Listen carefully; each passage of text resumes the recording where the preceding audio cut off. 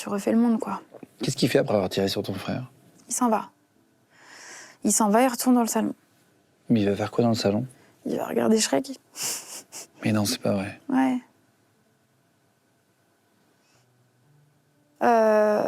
Il retourne dans le salon. Tu l'entends s'asseoir? Tu le vois? Non, je ne le vois pas du tout. Il y a quand même... Moi, je suis à tel endroit, il y a une cuisine qui nous sépare. Enfin, tu vois, on n'est pas non plus les pièces à côté.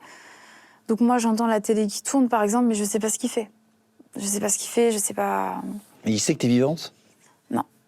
Là, il sait pas? Non. Et est-ce que je pose toutes les questions, mais je peux pas me rendre compte, évidemment.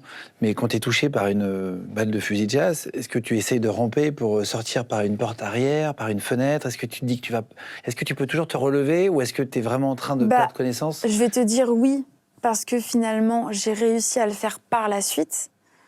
Mais sur le moment, je suis restée très longtemps allongée. J'arrivais plus à respirer. Le poumon était touché. Je me souviens que T'as le sang qui rentre dedans, ouais. Ouais, c'est ça, t'as du mal à respirer. Et je pense que... Je suis pas médecin, mais je pense qu'à ce moment-là, t'as un shoot d'adrénaline qui fait que t'as très, très, très mal. Mais d'un coup, t'as moins mal. Enfin, tu vois ce que je veux dire? Il y a un effet un peu shooté aussi. Et je pense que c'est juste un réflexe de survie, d'un point de vue biologique en tout cas. Enfin, je sais pas, mais en tout cas, oui, à un moment donné, t'es faible. Tu respires mal, t'as moins mal, t'es shooté. Il y a des moments où tu ressens moins la douleur? Ouais. Avec l'adrénaline? Ouais. Peut-être ça, ouais.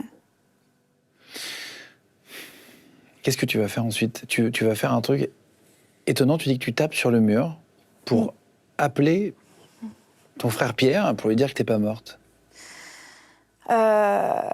Alors, il faut pas voir ça comme un acte de courage, un acte...